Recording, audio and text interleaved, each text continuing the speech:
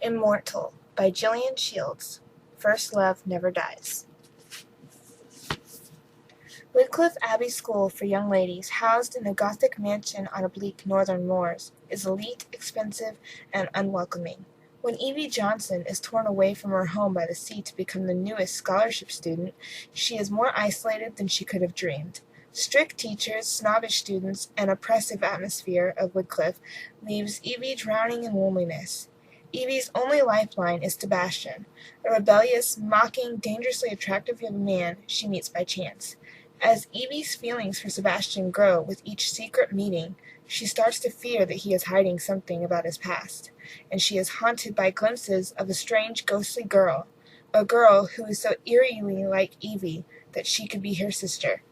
Evie is slowly drawn into a tangled web of past and present that she cannot control. And as the extraordinary elemental forces of Wycliffe rise up like the mighty sea, Evie is faced with an astonishing truth about Sebastian and her own incredible fate. Gillian Shields' electrifying tale will dazzle readers with suspense, mysticism, and romance. Gillian Shields spent her childhood roaming over Yorkshire moors and dreaming of the Bronte sisters. After studying in Cambridge, London, and Paris, she became a teacher. She is taught in a girls' boarding school and also in a drama school located in a Victorian orphanage, where it was rumored that the ghost of a young girl could be heard crying in the night.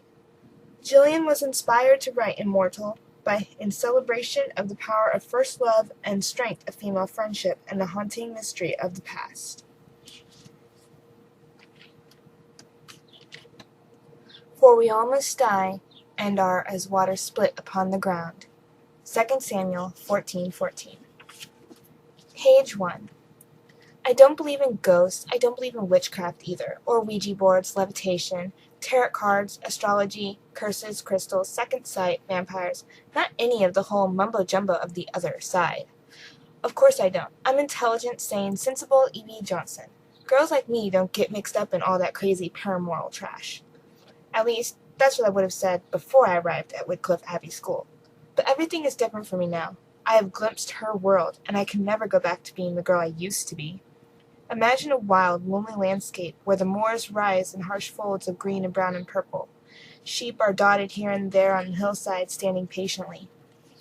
In the bitter wind, a few trees had managed to grow, but they looked bare and stunted. The moors encircle a bleak little village at the heart of the valley, like the walls of an ancient prison. Welcome to Wycliffe. This is the place that haunts my present, my past, and my future. That is, if I still have a future. If he will permit that. If he doesn't destroy me first.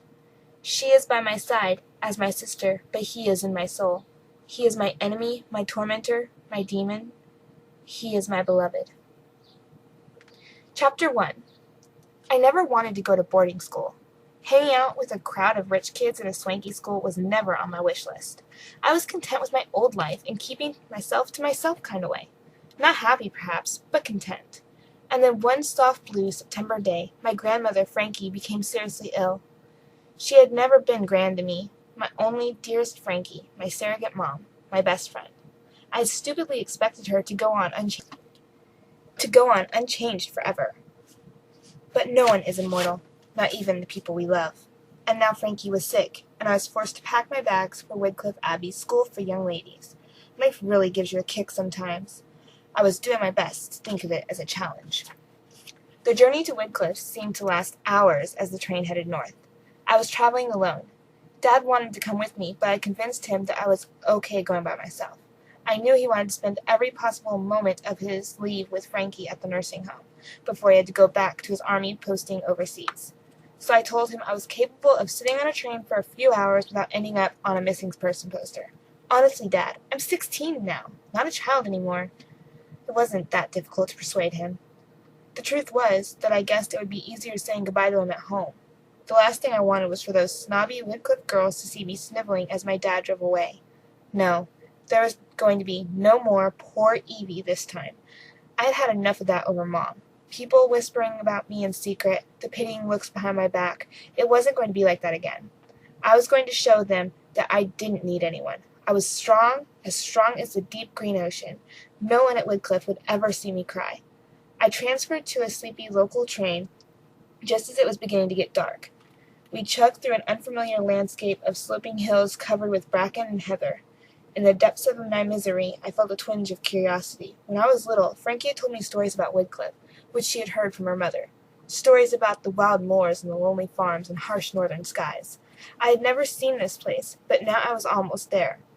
I put away my magazine and my headphones and peered out of the window into the dusk.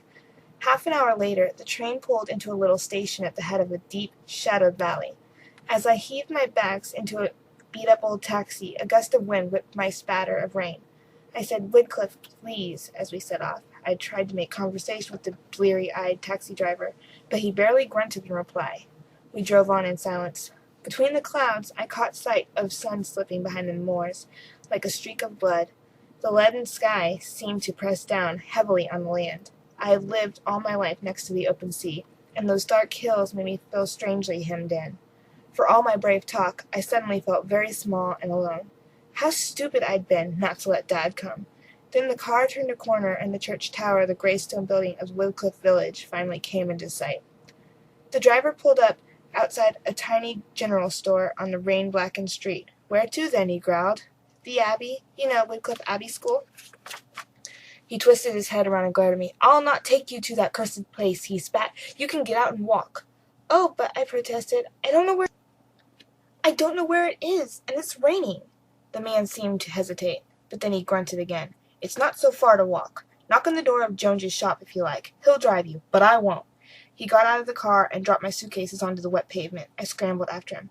"But where's the school? Where do I go?" "The Abbey is yonder," he said, pointing reluctantly to the church. "No more than half a mile from the graveyard. Tell James Jones that's where you're headed." A second later, his car roared out of the village, leaving me behind like an unwanted package. I couldn't believe that he had just dumped me here in the pouring rain. I knocked furiously on the door of the little shop where the sign read D. Jones, Wycliffe Store and Post Office. There was no answer. It was a late, wet Sunday evening, and the whole village seemed to be shut down for the night. I swore under my breath. There was no choice but to walk. The sun had set, and the pale moon was struggling to break free from its rack of clouds. Tall black trees and slanting graves crowded the little church as I walked past. I was startled by the sound of rooks screeching in the dusk. I shook myself angrily. I wasn't going to be spooked by a few birds and a crummy churchyard. It looked like some ridiculously cheap set in a cheesy horror movie. Looking around, I saw an old sign marked Abbey. I set off down the lane, hauling my suitcases over the mud. By now, my long red hair was dripping with rain, and my hands were white with cold. But I felt boiling hot inside, raging against the unfairness of everything. First Mom, then Frankie, now this godforsaken boarding school with this insane cab driver, and the stupid, stupid rain! Lost in bitter thoughts, I didn't see the horse or its rider until it was too late. There was a great flurry of hooves and gleaming flanks, and the swirl of a long coat. I looked up, froze, unable to get out of the way of the black horse that was hurtling toward me. Then it reared and screamed. Something struck the side of my head. I just remember falling into darkness. When I opened my eyes again, the rider had dismounted and was hunched over me. He was only a boy, a few years older than me, but he looked as though he had come from a different world, a storybook of land and knights and elves and princes. His long dark hair framed his pale, sensitive face with high cheekbones and brilliant blue eyes, and he was staring at me so intently that I felt uncomfortable. This was unreal. I wasn't the kind of girl who crashed into good-looking guys. I scrambled shakingly to my feet. "I'm sorry," I stammered. "I didn't see you." "You weren't supposed to." He looked tired and tense, and the shadows under his eyes were like soft bruises on a tender plum. "I'm sorry," I repeated stupidly, waiting for him to apologize in return, but the boy simply stared at me. "Did you stop my horse on purpose?" "Did you ride into me on purpose?" I fumed back. "There's no harm done to you," the boy replied, "but I cannot say as much for my horse." The great beast was trembling and sweating, tossing its head, rolling its eyes as though it had seen a ghost. "Oh, I'm sorry," I snapped. "Where I come from, humans are actually considered more important than horses. The world is overrun with humans like rats, but I have rarely found a horse that suits me so well." His expression was as cold as a winter sea. He murmured into the shivering animal, his long fingers searching its mud-spattered sides. Then he looked at me, with a fraction less hostile. "Fortunately, there's no real damage." Oh, great, I said. The horse is fine. Well, that's a relief. I thought it might be bruised and covered in mud after being knocked down. Oh, and it's late for its first day at a hideous boarding school, that's all, but no. The horse is fine. Hallelujah! I scrambled furiously to collect the stuff that had spilled out of my suitcases. Who did he think he was, this pretentious poser with his long black hair and his long black coat? Some kind of romantic highwayman? Just some kind of a jerk. I ceased, squashing everything back into the suitcase as quickly as I could. A blue sweater laid in a puddle. I grabbed it, then yelped. Ouch! The sweater fell to reveal a framed photo of Mom. She was beautiful in that picture, laughing with the camera on a long summer's day. I had wrapped precious keepsake in the sweater during my hasty packing to keep it safe, but the glass in the little frame had broken and sliced into my palm of my hand, and now a drop of blood oozed over Mom's face. I rocked back on my heels. I just wanted to sit in the rain and howl. Look what you've done, I snapped angrily, holding back my tears. The boy threw his horse's reins over a low branch in the lane, then deftly folded the sweater around the broken frame. He whispered in a few swift words before thrusting the bundle back into my suitcase. The picture was dear to you, the boy said abruptly.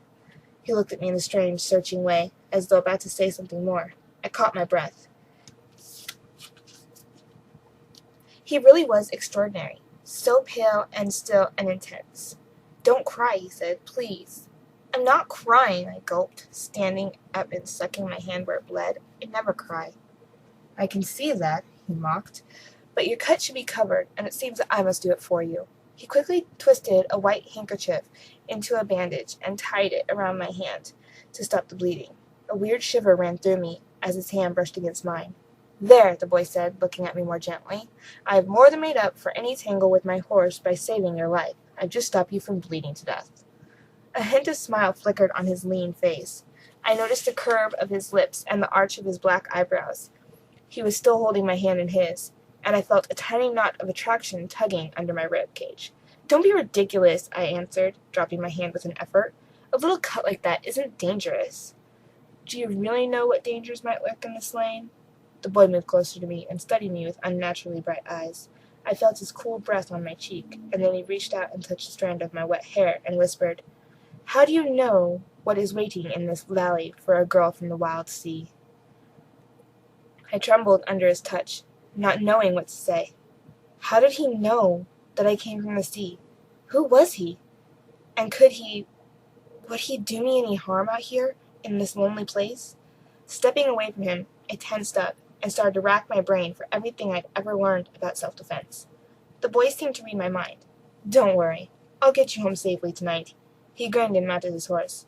But we'll meet again, I promise you. He galloped away in the direction of the village. We'll meet again? I pushed the thought away into a secret place, unwilling to admit to myself that I'd hoped that he was right. The pelting rain brought me back to my senses. I gathered up my things and carried on down the lane toward the abbey. At last I reached some iron gates set in stone wall. An old sign was fastened on one side of the gates. It read, Wycliffe, be cool or you die. For a second I gazed in horror, then laughed weakly. I read the sign again, filling the gaps where the painted letters had flaked away. Wycliffe Abbey School for Young Ladies. I had arrived at last.